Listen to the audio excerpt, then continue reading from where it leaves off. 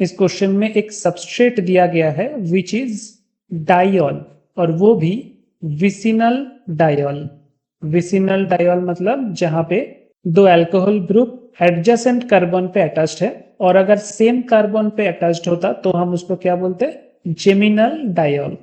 तो यहाँ पे विसिनल डाइऑल रिएक्ट कर रहा है कंसेंट्रेटेड H2SO4 के साथ, और हमको पता है इस टाइप के रिएक्शन को हम क्या बोलते हैं, पिनाकोल पिनाकोलन रीअरेंजमेंट।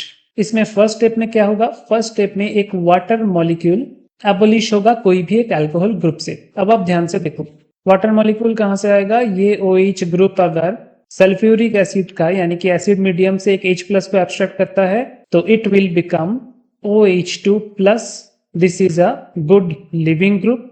और ये वाला OH अगर H प्लस को एब्स्ट्रैक्ट करता है then we will have probability of getting another one leaving group. तो पिनाकोल पिनाकोलन रीअरेंजमेंट में क्या होता है कि फर्स्ट स्टेप में कौन से जगह पे कार्बोकैटायन ज्यादा स्टेबल है उसके ऊपर बेस करके वाटर मॉलिक्यूल को हमें निकालना पड़ता है, रिमूव करना पड़ता है। तो यहाँ पे हमारे पास दो प्रोबेबिलिटी है। तो अगर यहां से वाटर मॉलिक्यूल निकल जाए तो हमारे पास कौन सा कार्बोकैटायन आएगा, आप राइट हैंड साइड पे देखो, जो नीचे का स्ट्रक्चर है यहाँ पे प्लस चार्ज है तो इस पोजीशन पे आपको कार्बोकैटायन मिलेगा। और अगर ऊपर वाला OH यहां से वाटर मॉलिक्यूल निकल जाए तो हमारे पास कौन सा कार्बोकैटायन आएगा, ये वाला कार्बोकैटायन आएगा जहां पे पॉजिटिव चार्ज यहाँ पे है, this is your another carbocation. अब इन दोनों में से कौन सा ज्यादा स्टेबल है, कार्बोकैटायन को स्टेबल कर सकता है electron donating group. In case of the lower structure एक फिनाइल ग्रुप है और उसके साथ एक एनिसोल ग्रुप है। एनिसोल मतलब बेंजीन ग्रुप के साथ अगर OMe लगा हुआ है तो उसको हम एनिसोल बोलते हैं, ANISOLE। तो एनिसोल ग्रुप में जो OMe है उसका ऑक्सीजन का लोन पेयर रेजोनेंस के थ्रू इस पॉजिटिव चार्ज को स्टेबलाइज कर सकता है। But in case of the upper structure positive charge के साथ नाइट्रोबेंजीन पैरानाइट्रोबेंजीन ग्रुप जुड़ा हुआ है, तो यहाँ पे जो नाइट्रो ग्रुप है that is electron withdrawing group. ये रेजोनेंस के थ्रू इलेक्ट्रॉन विदड्रॉ करता है बेंजीन स्ट्रक्चर से, एंड दैट इज व्हाई ये पॉजिटिव चार्ज क्या हो जाएगा, अनस्टेबिलाईज हो जाएगा। हमको क्या चाहिए, स्टेबिलाईज्ड कार्बोकैटायन चाहिए। तो दोनों OH ग्रुप से कौन सा वाला रिमूव हो जाएगा as a water molecule, obviously ये ग्रीन वाला, दिस विल गेट रिमूव। तो उसके बाद हमारे पास स्ट्रक्चर क्या आएगा, this will be our structure. ये फर्स्ट स्टेप में बनने के बाद हमारे पास नेक्स्ट स्टेप होगा माइग्रेशन, 1-2 माइग्रेशन, यानी कि इस पॉजिटिव चार्ज को, इस कार्बोकैटायन पोजीशन को स्टेबलाइज करने के लिए एडजेसेंट कार्बन से यानी कि अल्फा कार्बन से एक बॉन्ड ब्रेक होके यहाँ पे आएगा। अब आपके पास दो प्रोबेबिलिटी है, एक है ये येलो ग्रुप वाला प्रोबेबिलिटी, दूसरा मैं ब्लू से दिखा रहा हूं, दूसरा है ये ब्लू ग्रुप वाला प्रोबेबिलिटी। इन दोनों ग्रुप में कौन सा वाला माइग्रेट करेगा ये आप बताओ, ये माइग्रेट करेगा या फिर ये माइग्रेट करेगा। अब यहाँ पे भी अगर आप कार्बोकैटायन वाला थिंकिंग लगाओगे जो कि बिल्कुल ही लॉजिकल थिंकिंग है, कोई प्रॉब्लम नहीं है उस थिंकिंग में, तो according to that thought process आप क्या देखोगे कि येलो कलर का ग्रुप माइग्रेट अगर कर जाए तो हमारे पास जो कार्बोकैटायन जनरेट होगा, और ब्लू वाला ग्रुप अगर माइग्रेट हो जाए तो हमारे पास जो कार्बोकैटायन जनरेट होगा, इन दोनों में किसका स्टेबिलिटी ज्यादा है। पहले हम येलो वाला ग्रुप को देखते हैं। यहाँ पे देखो कार्बोकैटायन है इस पोजीशन में। अब यहाँ पे कार्बोकैटायन के साथ अटैच्ड ग्रुप है एक पैराटोल्यूइन ग्रुप। तो पैराटोल्यूइन ग्रुप अपने प्लस आई इफेक्ट से, इसका जो मिथाइल ग्रुप है वो अपने प्लस आई इफेक्ट से इस पॉजिटिव चार्ज को क्या कर सकता है, स्टेबलाइज कर सकता है। अब आओ आप ब्लू ग्रुप में, जो सेकेंड हमारा पॉसिबल कार्बोकैटायन बना था वहां पे कार्बोकैटायन है इस पोजीशन में, और इस प्लस चार्ज को स्टेबलाइज तो कोई कर ही नहीं रहा है बल्कि इसको डिस्टेबलाइज कर रहा है ये पैरानाइट्रोबेंजीन। यहाँ पे जो नाइट्रो ग्रुप है NO2 ग्रुप, वो अपने -R या फिर नेगेटिव मेसोमेरिक इफेक्ट से पॉजिटिव चार्ज को क्या कर रहा है, डिस्टेबलाइज कर रहा है।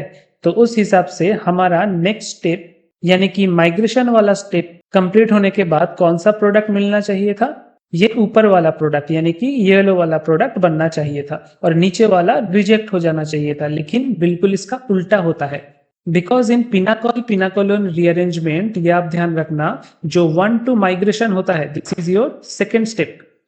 फर्स्ट स्टेप पिनाकोलन रीअरेंजमेंट में जो फर्स्ट स्टेप होगा कि कहां से वाटर मॉलिक्यूल निकलेगा एज ए लिविंग ग्रुप, वो डिपेंड करता है on the stability of carbocation purely, इसके ऊपर डिपेंड करता है, इसके बाहर और कोई चीज आपको सोचना नहीं है। बट जो सेकेंड स्टेप है which is 1-2 migration, it depends upon several factors like steric hindrance यानी कि बल्कीनेस अगर कोई ग्रुप में है उस फैक्टर को भी हमें ध्यान में रखना पड़ेगा। देन ऑब्वियसली कार्बोकैटायन स्टेबिलिटी, इसको भी हमें ध्यान में रखना पड़ेगा। एंड जिस जगह पे माइग्रेट हो रहा है, मतलब जो माइग्रेशन हो रहा है, जो नया कार्बन पे जा रहा है, उसका density, electron density of the migratory destination. और ये बहुत इंपॉर्टेंट पॉइंट है। क्यों? हम अभी तक क्या देख रहे थे? हम देख रहे थे जब हम कार्बोकैटायन स्टेबिलिटी सिर्फ इस पॉइंट को अहमियत दे रहे थे और बाकी किसी को नहीं, तब हम क्या देख रहे थे कि जिस जगह से माइग्रेशन जिस जगह से हो रहा है वो कार्बोकैटायन स्टेबल है कि नहीं। माइग्रेशन कहां से हो रहा था? इस कार्बन से हो रहा था, तो हम इस कार्बन का स्टेबिलिटी को जज कर रहे थे। बट माइग्रेशन हो कहां पे रहा है? इस कार्बन पे हो रहा है, तो ऑब्वियसली ये प्लस चार्ज भी तो ज्यादा स्टेबल होगा जब कोई इलेक्ट्रॉन डोनेटिंग वाला ग्रुप आएगा इसके साथ। और अगर कोई इलेक्ट्रॉन विदड्रॉइंग वाला ग्रुप आ गया तो वो क्या होगा? कम स्टेबल होगा। तो ये भी हमें ध्यान रखना है। And that is point number 3 की electron density of the migratory destination. And another thing is steric hindrance. Steric hindrance मतलब ये जो 4 ग्रुप आप देख रहे हो 1, 2, 3 एंड 4, ये चारों ही है लार्ज एराइल ग्रुप। ये कोई नॉर्मल एल्किल ग्रुप नहीं है, ये एरोमेटिक ग्रुप है जिसके साथ एक ना एक सब्स्टिट्यूएंट जुड़ा हुआ है। तो ये सेवरल फैक्टर्स को ध्यान में रखते हुए migratory aptitude of different group को कैसे जज करेंगे? माइग्रेटरी एप्टीट्यूड और टेंडेंसी ये हमेशा चेंज होता रहेगा, फिर भी कुछ पॉइंट आप ध्यान में रखना। एराइल ग्रुप हमेशा एल्किल ग्रुप से माइग्रेशन में आगे रहेगा। अगर आपके पास 2 ग्रुप है एराइल और एल्किल, तो एराइल ग्रुप आगे माइग्रेटेड होगा, देन एल्किल ग्रुप होगा।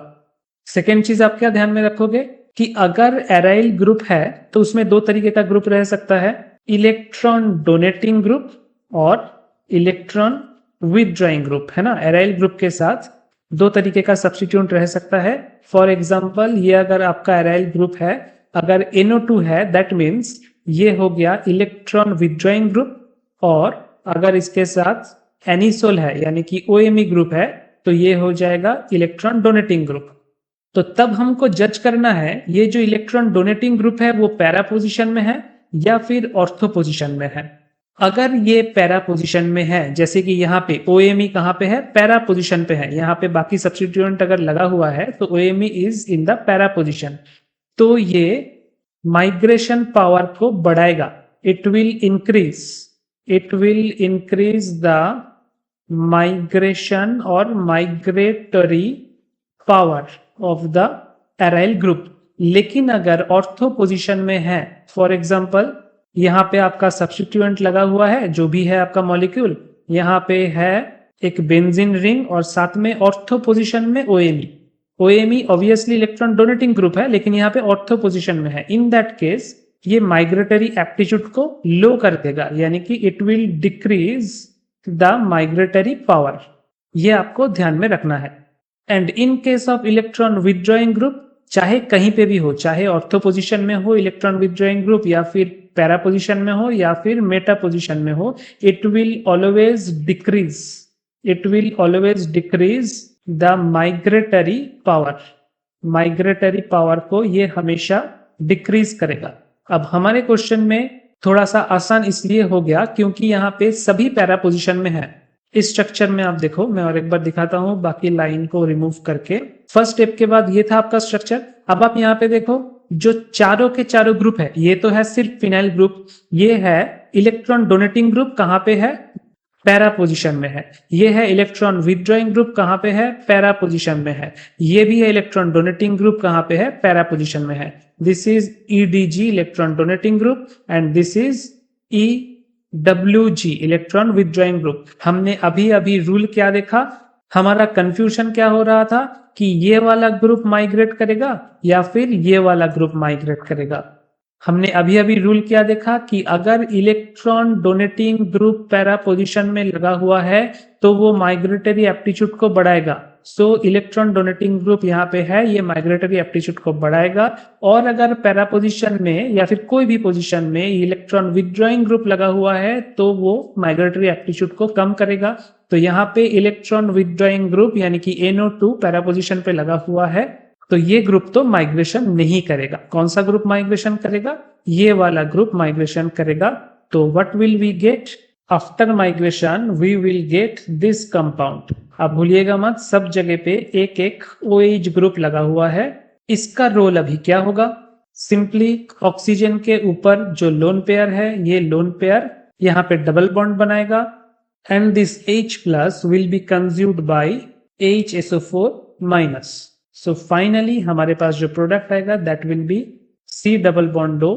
यहाँ पे 3 एराइल ग्रुप लगा हुआ है, एक के साथ है OMe, साथ में है सिंपल बेंजीन और है एक पैरा टोलुइन ग्रुप। और यहाँ पे क्या है? यहाँ पे बचा हुआ है पैरा नाइट्रोबेंजीन ग्रुप। ये होगा आपका फाइनल मॉलिक्यूल या फाइनल प्रोडक्ट ऑफ पिनाकलन रीअरेंजमेंट। तो इस क्वेश्चन में बाकी सब कुछ आसान था, लेकिन बस सेकेंड स्टेप थोड़ा ध्यान से करना था आपको। तो कौन सा ऑप्शन होगा? Option A will be your correct choice.